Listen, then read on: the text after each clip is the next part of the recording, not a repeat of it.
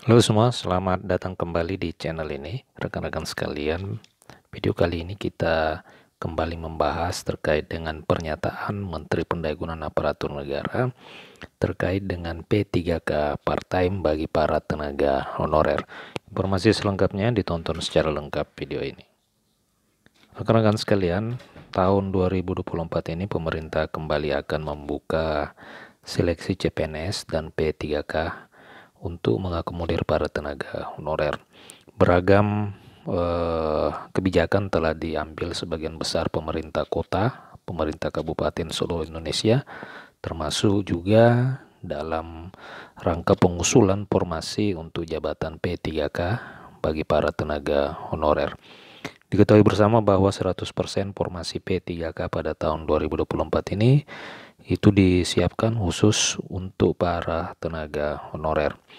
Adapun waktu usulan formasi sesuai dengan pernyataan dari pelaksana tugas Kepala Badan Kepegawaian Negara, pelaksana tugas Kepala Biro Humas BKN menyebutkan bahwa usulan formasi dari instansi daerah maupun instansi pusat itu diperpanjang hingga dengan 30 April tahun 2024.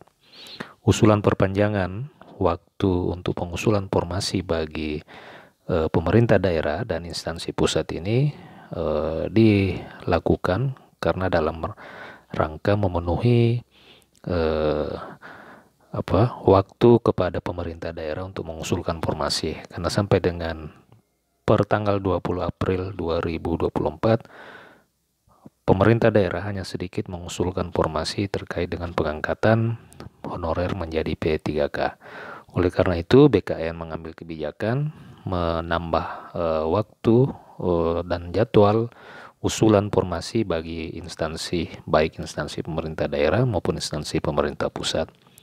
Nah, rekan-rekan sekalian, baru-baru ini saat kunjungan ke Kota Pontianak, Menteri Pendayagunaan Aparatur Negara dan Reformasi Birokrasi Abdullah Azwar Anas juga mengungkapkan P3K tahun ini total formasi terbesar di dalam 10 tahun terakhir.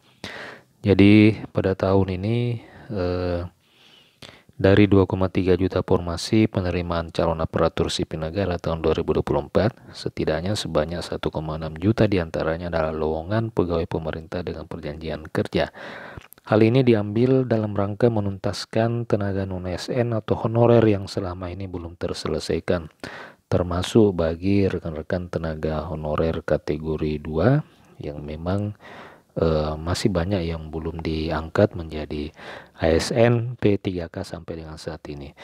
Nah, rekan-rekan sekalian, penetapan formasi yang begitu banyak pada tahun ini diharapkan mampu menyelesaikan persoalan tenaga honorer sebagaimana yang telah ditegaskan oleh Undang-Undang ASN nomor 20 tahun 2023 bahwa waktu penyelesaian atau jeda waktu penyelesaian persoalan tenaga honorer itu selambat-lambatnya pada bulan Desember tahun 2024. Menteri Pendayagunaan Aparatur Negara menyebutkan bahwa pihaknya sudah menyampaikan di berbagai kesempatan bahwa tenaga honorer kategori 2 ini wajib diselesaikan tahun ini. Menteri Anas pun menyebutkan bagi kabupaten kota yang memiliki anggaran, tes dilaksanakan untuk pengisian P3K penuh waktu. Sedangkan bagi daerah yang belum memiliki anggaran, para honorer atau non-ASN akan diangkat menjadi P3K paruh waktu atau P3K part-time.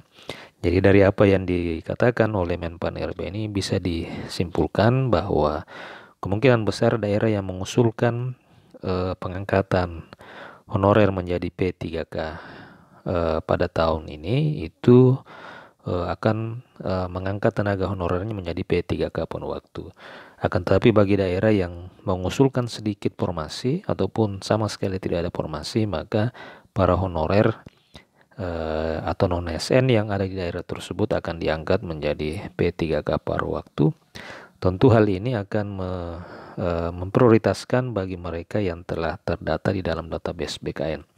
Artinya, menurut Menpan, tidak akan ada pemberhentian, tidak akan ada penurunan pendapatan, dengan catatan mereka ini, yakni semua tenaga honorer itu sudah terdata di dalam database Badan Kepegawaian Negara. Jadi rekan-rekan sekalian, di sini sudah jelas bahwa tenaga honorer yang diprioritaskan untuk diangkat menjadi P3K penuh waktu maupun P3K paruh waktu adalah mereka-mereka yang sudah terdata di dalam database Badan Kepegawaian Negara, pendataan yang dilakukan di akhir tahun 2022 yang lalu. Demikian video kali ini. Jika ada tanggapan dan pertanyaan, silakan tuliskan di kolom komentar video ini. Terima kasih telah menyaksikan. Sampai jumpa di video berikutnya.